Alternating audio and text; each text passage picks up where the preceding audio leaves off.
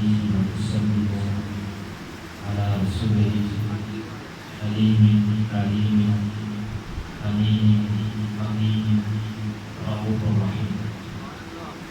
أما بعد فأعوذ بالله من الشيطان الرجيم.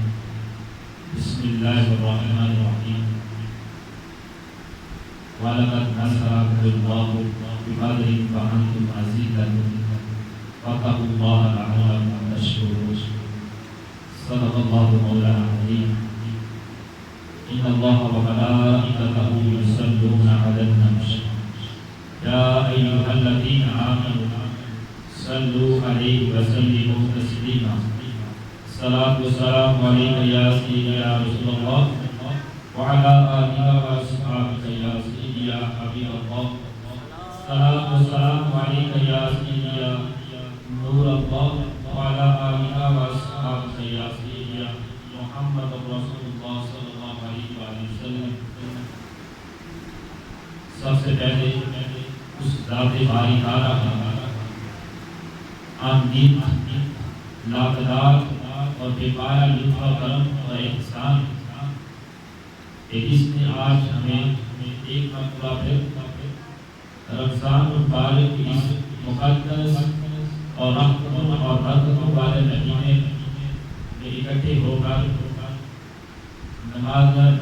جمعہ المبارک کے اس مقدس موقع پر ہمیں یہاں آنے کی توفیق عطا فرمائی اور دوسرا اشراف المغفرت کا کام نہ ہو. دعا ہے اللہ تبارک و تعالیٰ اس اشرف کے صدقے سے ہمارے گناہوں کو اور اس پاک مہینہ کے صدقے سے اللہ ہم پر خاص اپنی رحمتوں کی عرش نشاور فرمائے. اور اس وقت پوری دنیا جو ہے جو وائرس کو مبتلا ہے خصوصاً پاکستان جا رہی ہم دعا کو ہے کہ اللہ تعالیٰ تاثیر کو شفائے کاملہ ہے اللہ تعالیٰ. جو آپ سب کے سامنے قرآن مجید کی پارہ نمبر 4 میں جو آیت کریمہ تلاوت کی 123 اس میں رب کائنات نے غزوہ بدر کا ذکر کیا. تو آج غزوہ بدر کے حوالہ سے ہی کچھ عرض کروں گا. قرآن مجید میں اللہ تبارک و تعالیٰ ارشاد فرما رہا ہے وَلَقَدْ نَصَرَكُمُ اللَّهُ بِبَدْرٍ وَأَنْتُمْ أَذِلَّةٌ فَاتَّقُوا اللَّهَ لَعَلَّكُمْ تَشْكُرُونَ. اور بے شک تم بدر میں قلیل تھے تھوڑے تھے اور اللہ تبارک و تعالیٰ نے تمہاری مدد کی. لہذا کیا کرو اللہ تعالیٰ سے ڈرو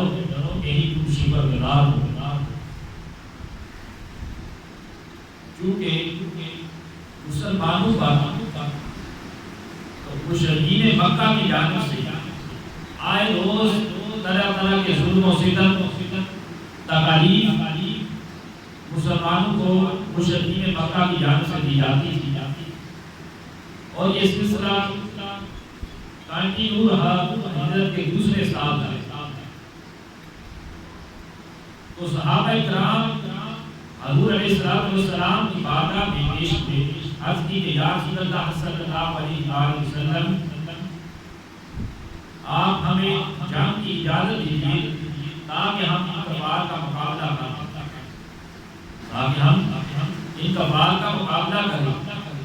مگر آقا علیہ السلام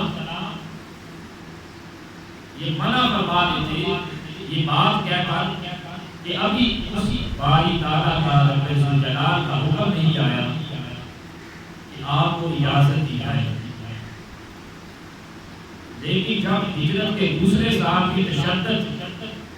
مشرکین مکہ کی جانب سے مسلمانوں پر حد سے زیادہ بڑھ گیا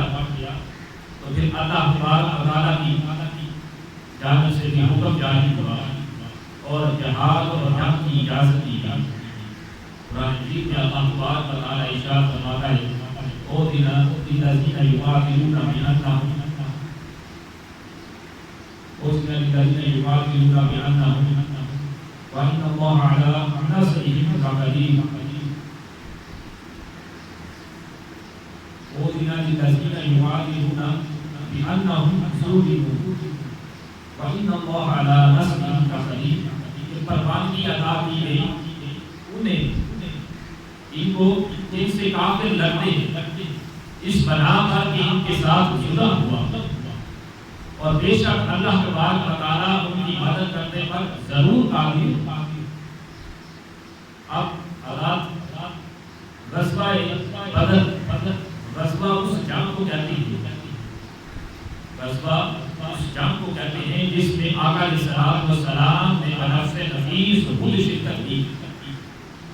حضور علیہ السلام نے خود قیادت کی اور اس جنگ میں اس کو غزوہ کہتے ہیں اور یہ غزوہ 3 رمضان مبارک بروز جمعہ المبارک کا دن تھا اور 17 رمضان مبارک کو یہ بدر کا واقعہ ہوا جس میں مسلمانوں کی تعداد کافی کفار کی تعداد کافی زیادہ تھی مسلمانوں کے پاس اسلحہ اور ساز و سامان نہ ہونے کے برابر تھا کفار کے پاس اسلحہ بھی زیادہ تھا ان کی تعداد بھی زیادہ تھی مگر مسلمانوں کے دلوں میں ایک جذبہ وہ جذبہ کیا تھا وہ جذبہ عشق مصطفیٰ صلی اللہ علیہ وسلم وہ جذبہ عشق مصطفیٰ صلی اللہ علیہ وسلم کا جذبہ ایسا جذبہ تھا کہ انہیں نہ تکیے پر نہ تیغ و تیر پر انہیں کسی چیز پر کوئی بھروسہ نہ تھا انہیں بھروسہ تھا مسلمانوں کو صحابہ کرام کو تو سادہ سی کالی کملی والی آقا علیہ السلام اور کائنات صلی اللہ علیہ وسلم کی ذات پاکہ پر بھروسہ اس بھروسے کی بنا پر چند تھوڑے سے تعداد جن کی تعداد تھی 313 تعداد تھی جن میں 77 مہاجرین تھے اور 286 انصار تھے 286 انصار تھے اور 77 مہاجرین یہ مسلمانوں کی تعداد تھی اور ساز و سامان کیا تھا 3 گھوڑے تھے اور 70 اونٹ تھے اور 6 تیریں تھی 8 شمشیریں تھی یہ مسلمانوں کا ساز و سامان تھا غزوہ بدر اور کفار کی تعداد 1000 کے لگ تھی اور کفار کے پاس جو ساز و سامان تھا اس میں 100 گھوڑے 700 اونٹ اور بھی کافی ساز و سامان تھا اور یہ بدر کا واقعہ جو ہوا بدر ایک گاؤں کا نام ہے ایک بستی کا نام ہے جو مدینہ منورہ سے 80 میل کے فاصلے پر کتنے 80 میل کے فاصلے پر بدر ایک گاؤں ہے وہاں پر یہ واقعہ بدر مشرکین اور مسلمانوں کے درمیان یہ بدر کا واقعہ ہوا اب آگے چلیے کہ آقا علیہ السلام نے اس بدر کے میدان میں اپنے لشکر اسلام کاروان اسلام کو جانسارانے صحابہ کرام کی قافلہ کو لے کر 2 رمضان مبارک 2 ہجری میں رمضان مبارک 12 جب تھا 12 رمضان مبارک سن 2 ہجری آقا علیہ السلام اپنے لشکر اسلام کو لے کر اپنے قافلے کو لے کر روانہ ہوئے اور روانہ ہونے کے بعد آپ نے 17 رمضان مبارک کو بدر کے میدان میں پڑاؤ کیا بدر کی بستی میں آپ نے پڑاؤ کیا اور جس جگہ مسلمان ٹھہرے وہاں ریت تھی اور ریت ایسی تھی کہ مسلمانوں کے پاؤں نیچے دھنس جاتے جب نیچے پاؤں دھنس جاتے مسلمان بے چین ہوئے تھوڑے سے غمگین ہوئے اور کفار نے جس جگہ پڑاؤ کیا وہ جگہ بڑی خشک تھی مگر اللہ کا ایسا کرم ہوا ایسا فضل ہوا کہ اس جگہ پر زور کا بھی برسا زور کی بارش ہوئی ایسی بارش ہوئی کہ مسلمانوں کے جو پاؤں دھنس جاتے تھے وہ ریت سخت ہو گئی اور مسلمان نے چھوٹے چھوٹے حوض بنا دیے پانی پینے کے لیے قرآن مجید میں اللہ تبارک و تعالیٰ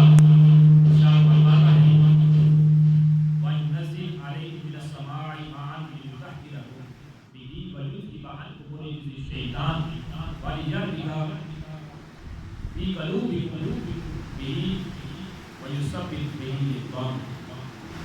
وَلِيَرْبِدَ وَيُثَبِّتُ بِهِ الْأَقْدَامَ۔ قرآن مجید میں اللہ تبارک و تعالیٰ ارشاد فرما رہا ہے کہ میں نے تمہارے لیے آسمان سے پانی اتارا تاکہ تم کو اس سے صاف ستھرا کر دوں اور شیطان کی ناپاکی کو تم سے دور کر دوں اور تمہارے دلوں کی ڈارس بندھا دوں اور تمہارے قدموں کو تمہارے پاؤں کو جما دوں۔ یہ اللہ تبارک و تعالیٰ کا خاص فضل و کرم ہوا مسلمانوں پر کہ غزوہ بدر کے میدان پر اللہ کی طرف سے بارش آئی اور پھر حضور علیہ السلام کی قیامگاہ کے لیے وہاں رہائش گاہ کا اہتمام کیا گیا۔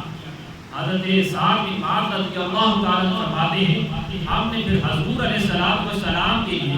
بدر کے میدان میں ایک چبوترا تیار کیا، ایک رہائش گاہ بنائی حضور علیہ السلام کی، جس کو چھپر بھی کہتے ہیں، جو کھجور کی ٹہنی اور پتوں سے بنایا گیا تاکہ حضور ادھر جنگ شروع ہو، ادھر آقا علیہ السلام جو ہے اپنی آرامگاہ رہائش گاہ میں تشریف لے جائیں، وہاں پر آرام فرمائیں۔ پھر آقا علیہ السلام نے اس بدر کے میدان میں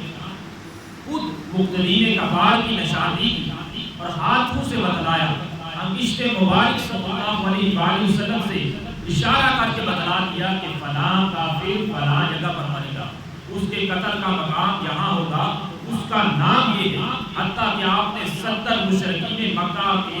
نام بدلا کر کہ فلاں کافر اس کا نام یہ ہوگا، اس کا جگہ کا مقام یہ ہوگا، جہاں پر یہ قتل ہوگا، آپ نے بدلا دی۔ حضرت انس فرماتے ہیں مشکاہ شریف کی حدیث پاک صفحہ نمبر 531 پر آتا ہے کہ حضرت انس فرماتے ہیں ما من احدکم ان موعدی جاگے رسول اللہ صلی اللہ علیہ وسلم فما مات احدکم ان موعدی جاگے رسول اللہ صلی اللہ علیہ وسلم، کہ کوئی شخص جو کافر تھا جس کے بارے میں آقا علیہ السلام نے اپنے ہاتھوں سے انگشت مبارک سے انگلی مبارک سے اشارہ کر کے بتلایا کہ یہ کافر یہاں پر مرے گا، اس کے قتل کا مقام یہ ہوگا، اس کا نام یہ ہے، کوئی کافر اپنی جگہ سے ہلا نہیں، متجاوز نہیں ہوا، الگ نہیں ہوا، جہاں پر حضور نے اشارہ کیا تھا وہیں پر اس کا قتل ہوا۔ تو یہ حضور کے علم غیب کی اس سے پتہ چلتا، جنگ سے پہلے آپ کو تمام مارکی کا پتہ تھا، یہ آپ کا علم غیب۔ اسی طرح اس کے بعد حضور نے پھر صف بندی کرائی، اپنے صحابہ اکرام کی صف بندی کرائی، ان میں ایک انصاری صحابہ جن کا نام سواد بن امیہ رضی اللہ تعالیٰ، وہ صف سے تھوڑا سا آگے بڑھے ہوئے تھے، تو حضور علیہ السلام نے ایک پتلی سی چھڑی آپ کے پاس تھی، آپ نے ان کے لگا کر پیچھے تو ان سے کہا کہ استوی یا سواد، اے سواد تھوڑی سی صاحب کو برابر کرو، آگے ہو جا۔ اس پر اس انصاری صحابی نے کہا کہ یا رسول اللہ صلی اللہ علیہ وسلم، اللہ تعالیٰ نے آپ کو عدل و انصاف کرنے کے لیے بھیجا، آپ تو رحمت للعالمین ہیں، مجھے چھڑی لگنے سے تکلیف پہنچی ہے، اذیت پہنچی ہے، لہذا میں حضور بدلا ہوں۔ رحمت للعالمین سرکار دو عالم صلی اللہ علیہ وسلم نے کیا کیا؟ فرمایا کہ بدلہ لینا چاہتا ہے تو لے لے۔ اس نے کہا کہ حضور قمیض مبارک آپ اٹھائیے۔ حضور نے جب قمیض اٹھائی تو اس نے مہر نبوت کو جا کر چوم لیا، اس صحابی نے مہر نبوت کو چوم لیا۔ فرمایا ایسا کیوں کیا؟ صحابی نے عرض کیا کہ یا رسول اللہ صلی اللہ علیہ وسلم، اب مجھے معلوم ہو رہا ہے کہ میرا آخری وقت آنے والا ہے، اس کے بعد میں شہید ہو جاؤں گا۔ میری یہ تمنا تھی، میری یہ خواہش تھی، میری یہ آرزو تھی کہ کاش آخری وقت ایسا ہو کہ میرا جسم حضور علیہ السلام کے جسم اطہر کے ساتھ مست ہو جائے۔ تو حضور میری یہ تمنا تھی، تو مجھے یہ موقع مل گیا، آپ نے چھڑی لگائی تو مجھے موقع مل گیا۔ میں چاہتا تھا کہ کوئی ایسا بہانہ بن جائے کہ ہی میں مہر نبوت کو جا کر چھوڑوں۔ تو یہ صحابہ کرام کی اس طرح کی عقیدہ ہوتے تھے، پکی عقیدے والے۔ جب صف بندی ہو گئی، اب دو صفیں تھی، ایک طرف کافر تھا، دوسری طرف مسلمان تھے۔ تقاتل فی سبیل اللہ وَأُخْرَىٰ کافرہ، ایک طرف اسلام تھا، دوسری طرف کافر تھے، ایک طرف حق تھا، دوسری طرف باطل تھا، ایک طرف نور تھا، دوسری طرف ظلمت تھی، ایک طرف آقا علیہ السلام تھے، دوسری طرف لائن ابو جہل تھا، ایک طرف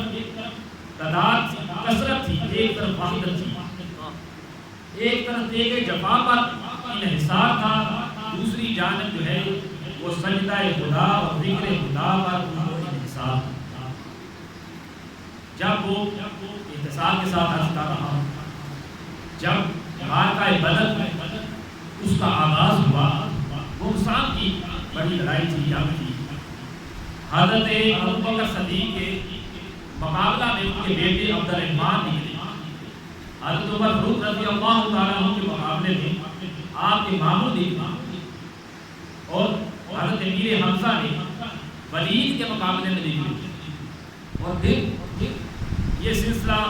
جاری و ساری رہا۔ جب جنگ شروع ہوئی، ادھر آقا علیہ السلام اس چھپر میں جو میں نے پہلے عرض کیا کہ حضرت سعد بن معاذ نے کھجور اور کھجور کا بنایا تھا، چبوترا مبارک اس میں تشریف لے گئے، باہر حضرت ابوبکر صدیق پہرا دینے لگے۔ حضرت علی کرم اللہ وجہ کریم فرماتے ہیں میں جنگ کے دوران بار بار آتا اور دیکھتا تاکہ دیکھوں تو صحیح آپ حضور علیہ السلام کیا کر رہے ہیں، تو میں دیکھتا کہ سرکار عالم صلی اللہ علیہ وآلہ وسلم سجدہ ریز ہوئے ہیں اور دعا کر رہے ہیں کہ یا اللہ آج میں تیری اس مدد کا منتظر ہوں جس کا تو نے مجھ سے وعدہ کیا، اگر آج یہ تھوڑی سی جماعت کافروں کی پریشان مکہ کی، مشرکین مکہ کی مسلمانوں پر فتح لے گئی، نصرت لے گئی، تو کیا ہوگا۔ یہ مہاراجہ نبوت کتاب کا نام، اور اس میں آتا ہے صفحہ نمبر 93 میں حضور فرماتے ہیں لا تَعْبُدُ فِي الْأَرْضِ أَبَدًا، اللہ پھر کیا ہوگا کہ دنیا میں کوئی ایسا بندہ نہ ہوگا جو تجھے پوچھنے والا ہوگا، جو تیری عبادت کرنے والا ہوگا، اگر یہ آج مشرکین مکہ کی جو کفارین مکہ کی تھوڑی سی تعداد مسلمانوں پر اگر پتہ نہیں گئی، لا تَعْبُدُ فِي الْأَرْضِ أَبَدًا، تجھے کوئی تیری عبادت کرنے والا نہیں ہوگا۔ تو پھر کیا ہوا، اللہ تبارک و تعالیٰ کی طرف سے امداد الہی آ گئی، اور حضور علیہ السلام پر تھوڑی دیر کے لیے ولود کی کیا ساتھ نمایا، پھر حضور مسکراتے ہوئے تبسم فرماتے ہوئے اٹھے اور حضرت ابوبکر صدیق سے کہا ابوبکر مبارک ہو، اللہ کی جانب سے مدد آ گئی ہے، مدد نازل ہو گئی ہے، اور میں دیکھ رہا ہوں کہ جبرائیل امین اپنے گھوڑے کی لگام پکڑے ہوئے اور آ رہے ہیں، اور ان کے سامنے کے دو دانتوں پر گرد جمی ہوئی ہے۔ ناظرین پارے میں اللہ تبارک و تعالیٰ سورۃ الانفال میں فرماتا ہے استستغیثون ربکم فاستجاب لکم انی ممدکم، استستغیثون فاستجاب لکم انی ممدکم، کہ جب تم اپنے رب سے مناجات کر رہے تھے جب تم اپنے رب سے پیارے حبیب آپ مناجات کر رہے تھے، دعا کر رہے تھے، تو اس نے تمہاری مدد کی اور فرمایا کہ تمہاری مدد کرنے والا ہوں پیر در پیر 1000 فرشتوں کے ساتھ۔ اللہ نے 1000 فرشتے حضور علیہ السلام کی اس دعا کی بدولت پہلے دی۔ آگے چوتھے پارے میں اللہ پھر فرماتا ہے والا کا نصرکم اللہ ببدر فانتم اذلہ فاتقوا اللہ لعلکم تشکرون اذ تقول للذین علیہم حجاب ان یمددکم، کہ پھر کیا ہوا ان یمددکم علی بکم ملائکۃ منزلین ملائکۃ تصبروا وتتقوا وتتوبوا ویؤتوکم من فضلہ ھذا یمددکم ربکم بخمسۃ آلاف ملائکۃ مسومین۔ پھر کیا ہوا کہ جب پہلے 1000 فرشتے بھیجے، بدر میں تو قریب غزوہ اس جنگ کو کہتے ہیں، میں نے پہلے عرض کیا جس میں حضور نے بدر سے نفیس کو شرکت کی، اور بدر ایک بستی کا نام ہے جو مدینہ منورہ سے 80 میل کے فاصلے پر، وہاں یہ معرکہ بدر 17 رمضان مبارک ہوگا۔ تو پھر کیا ہوا کہ آقا علیہ السلام بدر میں تم قریب تھے، اللہ نے تمہاری مدد کی، اس لیے اللہ سے ڈرو اور شکر گزار بن جاؤ۔ اور اللہ فرما رہا ہے محبوب جب تم مسلمانوں سے کہہ رہے تھے جب تم مسلمانوں سے کہہ رہے تھے ربکم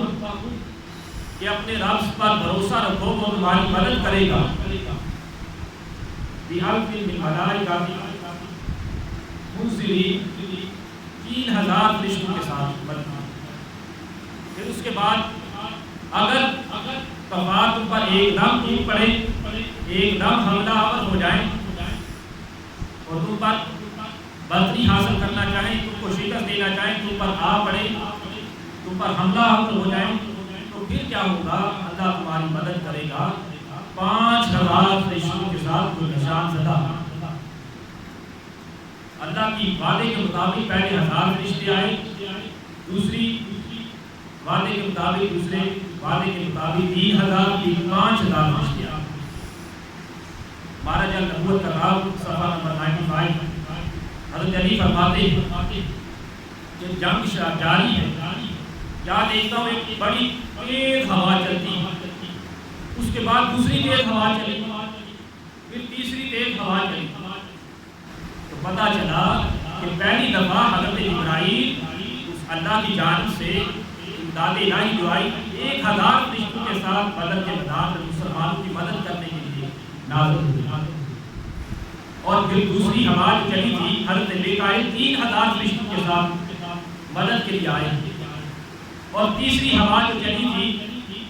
وہ حضرت اسرافیل 5000 فرشتوں کے ساتھ مسلمانوں کی مدد کے لیے آئے۔ اور پھر اللہ اس جنگ میں معرکہ بدر میں شیطان جو تھا وہ ملوک بن مالک کی شکل میں سامنے آیا، ملوک بن مالک کی شکل میں سامنے آیا اور کہنے لگا اے کافروں تم پر کوئی حملہ آور نہیں ہو سکتا، تم کو کوئی ڈیفیٹ نہیں دے سکتا،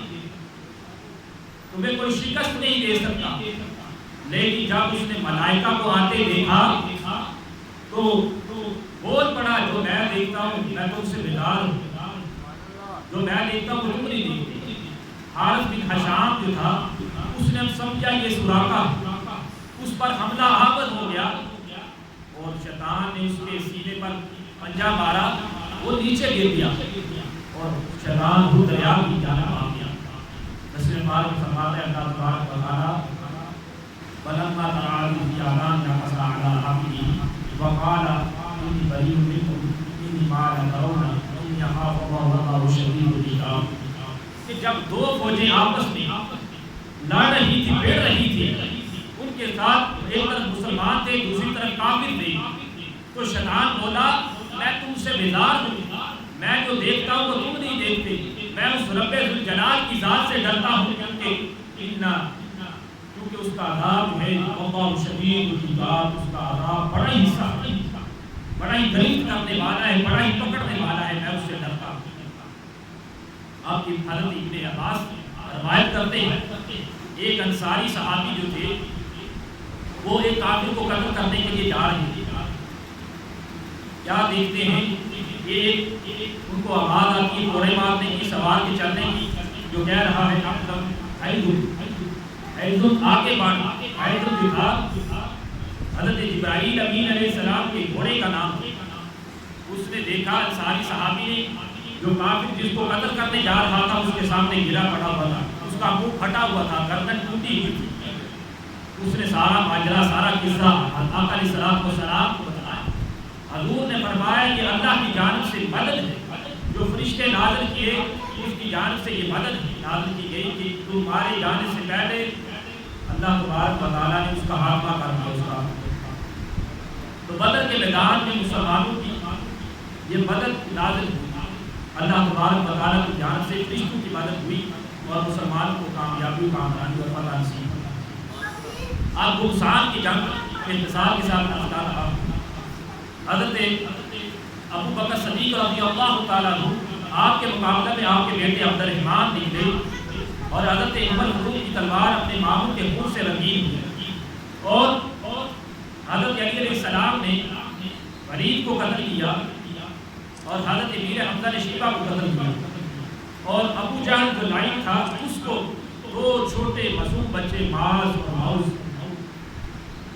کر دیا. یہ مشکوٰۃ شریف صفحہ نمبر 351 پر آتا ہے کہ دو چھوٹے بچے حضرت عبد الرحمن بن عوف فرماتے ہیں دو کمسن بچے میرے ایک دائیں طرف تھا ایک بائیں طرف تھا, ایک کا نام ماس دوسرے کا نام ماؤس. وہ میرے پاس آئے, مجھ سے کہنے لگے کہ چچا قال ای عمی هل تعرف ابا جہل, کہ ہم سے ابو جہل کا تعارف کرائے گا.